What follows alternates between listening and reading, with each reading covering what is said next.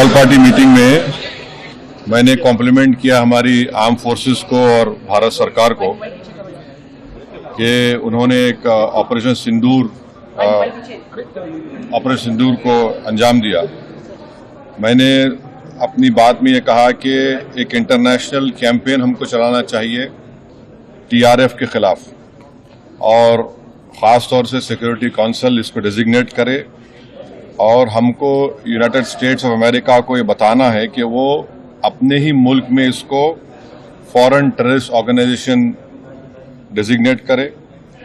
और क्योंकि आप देखेंगे फरवरी 2025 में हाफिज सईद के बेटे हाफिज अब्दुल रऊफ की एक स्पीच है पीओके में, जिसमें उसने कहा कि 2025 तमाम साल हम लोग जिहाद करेंगे। तो ये जिहाद का नाम लेकर, ये भारत में गलत नाम लेकर कत्ल करना चाहते हैं, आतंक फैलाना चाहते हैं। तो यूएस को हम रिक्वेस्ट करें, उनको लॉबी करें कि ये टीआरएफ को एक फॉरेन टेररिस्ट ऑर्गेनाइजेशन बनाए, पाकिस्तान को एफएटीएफ के ग्रे लिस्ट में डाला जाए। यूनाइटेड किंगडम से हमने ट्रेड डील किया है, अब क्या क्या बहुत सी चीज़ें कम हो जाएंगी, टैरिफ कम होगा। तो हम यूके गवर्नमेंट से कहें कि वो भी टीआरएफ को बैन करें और यूके ट्रेजरी पाकिस्तान को सैंक्शन करे। यूनाइटेड स्टेट्स से हम ट्रेड डील करने जा रहे हैं और यूएस प्रेसिडेंट ने कहा कि जीरो टैरिफ होगा एग्रीकल्चर पर। तो ये मोर द रीज़न है कि हम यूएस भी इसको कबूल करें। अब कश्मीर में गवर्नमेंट के पास एक बहुत सुनहरा मौका है, तारीखी मौका है कि वो यकीनन पाकिस्तान को कन्फ्रंट करें, मगर कश्मीरियों को अडॉप्ट करें। आप कश्मीरियों को खरीब करें। और ख़ास तौर से मैंने कहा कि जो पूंछ में जो लोगों की मौत हुई, सिविलियन लोगों की, और उरी में जो लोग ज़ख्मी हुए, जिनके घर को नुकसान पहुंचा, गवर्नमेंट उनको टेररिस्ट विक्टिम का ऐलान करे, क्योंकि पाकिस्तान शेलिंग में उनकी मौत हुई है, और सिक्योरिटी रिलेटेड एक्सपेंडिचर के तहत मरने वालों को एक्सग्रेशिया दे और सरकार उनका घर बना के दे। और मैंने कहा कि साउथ कश्मीर में गवर्नमेंट को बहुत एहतियात से काम करने की ज़रूरत है, वहाँ के यूथ को हमको करीब करना है।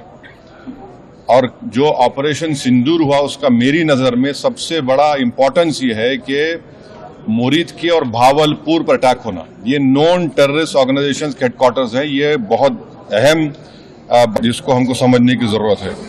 मिलिट्री स्ट्रेटजी वाइज आप देखेंगे अब हमारे देश के लिए दो फ्रंट पे हॉस्टिलिटी होगी, एलएसी और एलओसी पर। इसलिए कि जब 16 में उरी हुआ, 2019 में हम बालाकोट किए, आज हमारी 50,000 फौज गलवान और पे बैठी हुई है। तो ये टू फ्रंट हॉस्टिलिटी को हमको देखने की ज़रूरत है। चाइना से हम इतना एक्सपोर्ट कर रहे हैं, इंपोर्ट से ज़्यादा चाइना से इतना इंपोर्ट कर रहे हैं, एक्सपोर्ट से ज़्यादा हो रहा है। तो हम चाइना पर भी इम्प्रेस करें कि वो पाकिस्तान को, टीआरएफ को, जितने टेररिस्ट वांटेड है इंडिया, उसको हवाले करें। और गवर्नमेंट से मैंने गवर्नमेंट से कहा कि आपने अच्छा जवाब दिया ओआईसी को, और तुर्किया को हमको समझाना है कि तुर्किया पूरे विश्व में एक ऐसा कंट्री है जो अपने ही देश में जो टेररिस्ट ऑर्गेनाइजेशन है कर्ड्स, उनको बॉम्ब करता है।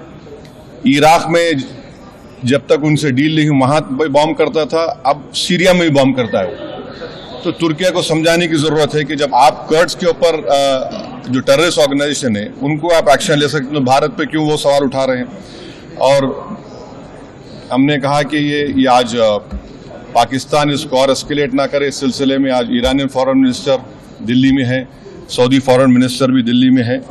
और जो देश में मैंने कहा कि जो एक यूफोरिया है, इसको सरकार को देश को और मुत्तहिद करने के लिए और देश को ताकतवर बनाने के लिए इस्तेमाल करना पड़ेगा। और जो लोग मैंने जिक्र किया, हिमांशी उस बच्ची का जिसने